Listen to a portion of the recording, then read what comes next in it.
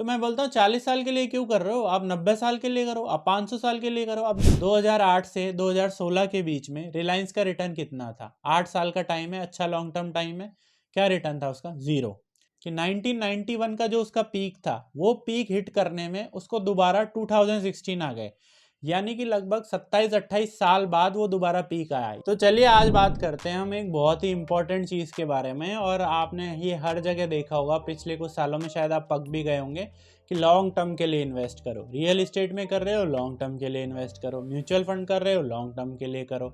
Stocks कर रहे हो, लॉन्ग टर्म के लिए करो। तो ये लॉन्ग टर्म क्या है कितना है लॉन्ग टर्म? कितने साल है? 5 साल, 10 साल, 20 साल, 50 साल, 500 साल, कितना है, कितना ये लॉन्ग टर्म? तो इसके बारे में हम बात करते हैं। तो सबसे पहले हम स्टार्ट करते हैं कि म्यूचुअल फंड में किस तरह से ज़्यादातर लोग हैं, आपको आर्टिकल्स हैं, कई सारे फिन इन्फ्लुएंसर्स हैं, किस तरह से आपको मैनिपुलेट करते हैं, वो आपको क्या क्या बताते हैं। देखिए, म्यूचुअल फंड में जब आप इन्वेस्ट करते हैं तो सबसे पहले कुछ लोग कहते हैं कि आप ऐसा पैसा इन्वेस्ट करिए जो कि आपको अगले 3 साल तक नीड नहीं है। ठीक है, मान लिया। फिर आपको बताते हैं डिफरेंट कैलकुलेशन करके कि आपको ज़्यादा इन्वेस्ट करने की ज़रूरत नहीं है, 500, 1000, 2000 की SIP शुरू कर दीजिए और उसको 40 साल तक करते रहिए। एग्जाम्पल के तौर पे अगर 10,000 की SIP करते हैं आप 10 साल के लिए, 14% का आपको रिटर्न मिलता है, तो आपका लगभग 26 लाख रुपीज़ बनता है। चलो ठीक है, अच्छी बात है। 20 साल के लिए करते हैं तो आपका लगभग 1.3 करोड़ बनता है। ओके, अच्छी बात है। 30 साल के लिए करते हैं तो आपका कुछ बनता है 5.55 करोड़। 40 साल के लिए आप इन्वेस्ट करते हैं तो आपका बनता है 22 करोड़। तो मैं बोलता हूँ 40 साल के लिए क्यों कर रहे हो, आप 90 साल के लिए करो, आप 500 साल के लिए करो, आप 99 ईयर्स के लिए इन्वेस्ट करो। 99 ईयर्स के लिए आप इन्वेस्ट करते हो तो आपका बनता है शायद 836 या 800 3000 करोड़ समथिंग। हो गए आप तो बिलियनर। 10,000 की SIP स्टार्ट करो, सिर्फ 99 ईयर्स तक आपको SIP करनी है और आप तो बिलियनर बन जाओगे।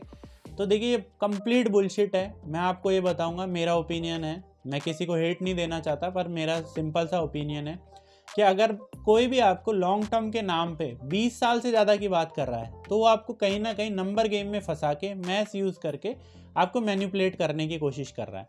जनरली लोग जॉब स्टार्ट करते हैं 20, 22, 25 की एज में। 20 ईयर्स में वो 45 के होते हैं। ओके, 45 कोई बहुत ज़्यादा नहीं है, लेकिन 30 ईयर्स में वो 55 के हो जाएंगे। 40 ईयर्स में वो 65 के हो जाएंगे। 65 के बाद क्या आप पूरा पैसा निकालेंगे? क्या आपको कोई सेंस है इस बात का कि इतने लॉन्ग टर्म में? और क्या 40 साल बाद कोई कह सकता है कि आपको मार्केट 14% का रिटर्न देता रहेगा? या आपका इन्फ्लेशन तब भी 6 या 7% ही होगा? या लाइफस्टाइल इन्फ्लेशन जैसा है वैसा ही रहेगा, उसमें ना तो कुछ कमी आएगी ना कुछ बढ़ेगा? क्या इवन आप कंट्री के बारे में भी बोल सकते हैं कि 40 साल बाद क्या होगा? इतने आगे की सोचना एक बहुत ही बड़ी बेवकूफ़ी है।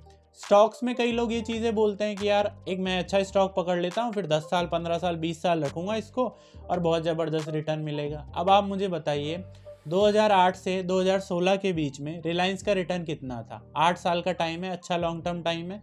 क्या रिटर्न था उसका? ज़ीरो। HUL का 2000 से 2010 के बीच में क्या रिटर्न है? ज़ीरो।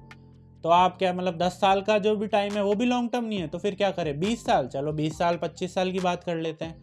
अगर आप जापान का मार्केट देखेंगे निक्केई, तो उसका आप देखेंगे कि 1991 का जो उसका पीक था, वो पीक हिट करने में उसको दोबारा 2016 आ गए, यानी कि लगभग 27-28 साल बाद वो दोबारा पीक आया। यानी कि अगर किसी ने 1991 में पूरा पैसा लगाया होता तो उसको पैसे की वैल्यू, उसके net profit zero, net loss zero करने में भी, ब्रेक इवन में भी उसको 28 साल का वेट करना पड़ता है। यानी लॉन्ग टर्म तो यहाँ पे भी फेल हो गया। तो अब आपको ये समझना है कि यार ये लॉन्ग टर्म है क्या? हर बार लॉन्ग टर्म के नाम पे जो बनाया जाता है। अब जैसे 2015-16 में किसी ने म्यूचुअल फंड में इन्वेस्ट किया, पर 2020 में कोविड आ गया। 4 साल 5 साल का इन्वेस्टमेंट उसने किया, पर उसका रिटर्न कोविड के बाद या तो बहुत ही कम हो गया, या फिर ज़ीरो हो गया, या नेगेटिव हो गया। तो इसका फ़ायदा क्या हुआ? तो आपको ये समझना है, लॉन्ग टर्म अपने आप में कुछ नहीं है। हालांकि आप बेसिक जो फर्स्ट सबसे पहली बात है वो बिल्कुल सही है कि अगर आप मार्केट में इन्वेस्ट करते हैं तो मिनिमम 3 साल का होराइजन आपको रखना ही रखना है आपकी टोटल पोर्टफोलियो पे, टोटल वेल्थ पे, कि 3 साल तक जो मुझे पैसा चाहिए वो तो मैं इसमें ना डालूं। और अगर कोई 5 साल के लिए आपको इन्वेस्ट करने के लिए बोलता है, 5 साल एक अच्छा लॉन्ग टर्म हो सकता है किसी स्टॉक के मामले में, क्योंकि जनरली हमने देखा है कि कोई भी स्टॉक या कोई भी सेक्टर एक सिक्लिकल सेक्टर होता है। सिक्लिकल, कोई डीप सिक्लिकल हो सकता है, कोई शैलो सिक्लिकल हो सकता है। डीप सिक्लिकल जैसे कि स्टील सेक्टर वगैरह होता है, जिसमें 3-4 साल बहुत ज़बरदस्त ग्रोथ होती है, फिर बहुत ज़बरदस्त डी ग्रोथ हो जाती है। जो शेयर 100 से 400-500 गया होता है, वो वापस 500 से वापस 100-125 के लगभग आ जाता है। फिर वो 3-4 साल का उसमें टाइम करेक्शन होता है, उसके बाद में फिर वो बढ़ता है और फिर वही 1 साल में वो फिर से 4-5 गुना हो जाता है। कुछ सेक्टर ऐसे होते हैं जो सिक्लिकल होते हैं, जैसे बैंकिंग एंड फाइनेंशियल सेक्टर। इसमें क्या होता है, लो इंटरेस्ट रेट का टाइम आता है, अच्छे से लोन बढ़ते हैं, बहुत सारे लोन डिसबर्स होते हैं, अच्छा प्रॉफिट कमाती हैं। 3-4 साल ये वाला साइकिल चलता है, उसके बाद में 3-4 साल क्या होता है कि एनपीएज आते हैं। कुछ जो कंपनीज ने ज़्यादा अग्रेसिव हो गई होती हैं, कुछ बैंक्स, उनको बहुत नुकसान होता है, बहुत सारे एनपीए निकल के आते हैं, फिर इंटरेस्ट रेट भी बढ़ जाते हैं। उसके साथ में आरबीआई कोई रूल लगा देती है, ज़्यादा स्ट्रिक्ट कर देती है, फिर वापस उनकी ग्रोथ कम हो जाती है। तो आपको हमेशा देखना है कि जो लॉन्ग टर्म है किसी भी शेयर के लिए, वो ज़रूरी नहीं है कि कोई एक टाइम पीरियड ही हो, क्योंकि कई बार क्या होता है कि 1 साल में ही एक स्टॉक 4 गुना हो जाता है, उसके बाद में वो 3-4 साल के लिए टाइम करेक्शन में चले जाता है, जहाँ उसका प्राइस बस उसके आसपास ही घूमता रहता है। हो सकता है कि उसमें ग्रोथ ना आ रही हो, या फिर उसकी जो वैल्यूएशन है वो बहुत हाई हो गई हो। 15 का स्टॉक था, आपने 25% की ग्रोथ पे लिया, अब वो 80 का पी का स्टॉक हो गया, आपकी जो ग्रोथ है वो 15-16% रह गई। तो हो सकता है उसमें अच्छा खासा टाइम करेक्शन आ जाए। फिर कोई बोलेगा कि यार देखो इस कंपनी का टाइम चले गया है, अब इसमें 3-4 साल कम से कम कोई ग्रोथ मुझे नज़र नहीं आ रही है, तो आप इसमें इन्वेस्ट करके दूसरी जगह लगाओ। लेकिन क्योंकि उसको प्यार हो गया है, उसने तो लॉन्ग टर्म की कहानियाँ सुन ली हैं, तो वो कहेगा नहीं नहीं, सी यू इन 2030, 5 साल बाद देखेंगे, 7 साल बाद देखेंगे, देखना किसका अच्छा रिटर्न बनता है। लेकिन मैं ये बोलूँगा 5-7 साल अगर आप आपके पैसे को आइडियल रखेंगे, इससे बेटर है आप उसको निकाल के कहीं और इन्वेस्ट करें, उससे अच्छा प्रॉफिट कमाएं जिस भी सेक्टर में आपको अच्छी ग्रोथ मिली। और आपके पास देखिए, क्योंकि आप चाहे इन्वेस्टमेंट कर रहे हैं, चाहे आप ट्रेडिंग कर रहे हैं, चाहे कुछ भी कर रहे हैं, आपका जो पैसा है वही आपकी इन्वेंट्री है, उसी को आपको इन्वेंट्री टर्नओवर आपको करना पड़ेगा, तभी आप अच्छा पैसा कमा पाएंगे। हाँ, ऐसा हो सकता है कि कुछ एक्सेप्शनल केसेस भी होते हैं जहाँ पे एक कंपनी 20-30 साल के लिए लगातार 20-25% की आपको ग्रोथ भी देती है, ऐसी कंपनी में आपको ज़रूर रहना है। लेकिन ऐसी कंपनीज जो हैं जनरली, जो कि 99% ऐसी ही कंपनीज होती हैं जो कहीं ना कहीं सिक्लिकल होती हैं, तो कुछ टाइम अच्छा रिटर्न देंगी, तब आपको उस कंपनी में रहना है जब उस सेक्टर में टेल विंड हो, वो कंपनी अच्छा परफॉर्म कर रही हो, 20-30% की प्रॉफिट ग्रोथ आपको दे रही हो। और जब उसकी जो प्रॉफिट ग्रोथ है वो स्टैग्नेंट हो जाए, 10-12% चल जाए, उसकी जो सेल्स ग्रोथ है वो सिंगल डिजिट आ जाए, ऐसे टाइम पे आपको उससे निकलना है और आपको दूसरी अपॉर्चुनिटी ढूंढनी है। बिकॉज आपको याद रखना है, there is always another stock. आपकी अगर एक अपॉर्चुनिटी चले गई तो मार्केट में दूसरी अपॉर्चुनिटी ज़रूर है।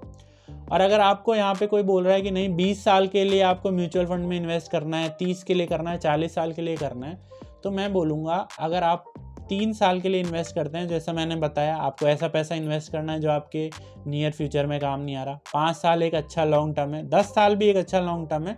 10 साल का मतलब है 10 साल में आपकी एक अच्छी खासी वेल्थ बननी चाहिए। 20 साल उसके बियॉन्ड का ये मतलब है कि 20 साल के बाद एक तो आप प्रेडिक्ट नहीं कर सकते कि क्या इन्फ्लेशन होगा, क्या मार्केट होगा, क्या रिटर्न होगा अभी से। और 20 साल के बियॉन्ड करने का मतलब ये है कि आपका अच्छा पैसा जब बन जाएगा तो डेफिनेटली आप कुछ पैसा उसमें निकाल के शायद आप रियल एस्टेट में डाल दें, गोल्ड में डाल दें, या अपना निकाल के अपने अच्छे इंजॉय करें, वैकेशन मनाएं, खर्चा करें, या कहीं पे उसको थोड़े से मनी को और पार्क कर दें। तो 20 साल के बियॉन्ड का तो ये मतलब है। 20 साल के बाद 25 साल का भी वही मतलब है, 30 का भी वही मतलब है, 35 का भी वही मतलब है, कोई खास डिफरेंस नहीं है। क्योंकि अब आपका मतलब हो गया कि आप एक फॉरएवर इन्वेस्टर हो गए। आप उसमें से कुछ पैसा जब आपको ज़रूरत पड़ती है आप निकाल लेते हैं, या तो कहीं और पार कर देते हैं या उसको खर्च कर लेते हैं, और जब ज़रूरत नहीं पड़ती तो आप उसमें टिके रहते हैं। चाहे वो 20 साल, 30 साल, 50 साल ही हो जाए, चाहे आप 90 के हो जाएं, तब भी कुछ अमाउंट आपका हमेशा वहाँ पे इन्वेस्ट रहता है। तो इसका मतलब है जब भी नेक्स्ट टाइम आपको कोई स्टोरी बेचे कि आप सिर्फ 10,000 की SIP कराओ, 40 साल इन्वेस्ट करो, 50 साल इन्वेस्ट करो, आपका इतना पैसा बन जाएगा, आपको इसमें बिल्कुल नहीं पड़ना है। आपको 20 साल से ज़्यादा लॉन्ग टर्म के बारे में सोचना ही नहीं है। 20 साल आपका लॉन्ग टर्म है, चाहे आप 25 के हों, चाहे आप 35 के हों। 20 साल से ऊपर का आपके लिए लॉन्ग टर्म बिल्कुल भी नहीं है। तो आपकी जो फाइनेंशियल प्लानिंग है वो भी आप 20 साल के हिसाब से ही करें, मैक्स टू मैक्स। इससे ऊपर की फाइनेंशियल प्लानिंग आप धीरे धीरे, जब वो टाइम नज़दीक आएगा उसके बाद आप for next 5 years, next 10 years ऐसे करके कर सकते हैं। और स्टार्टिंग में ही आपका जो इन्वेस्टमेंट है, आपकी जो पूरी प्लानिंग है, वो इस हिसाब से आपको नहीं करनी है कि 40 साल के बाद आपके पास इतना पैसा बन जाएगा। Thank you.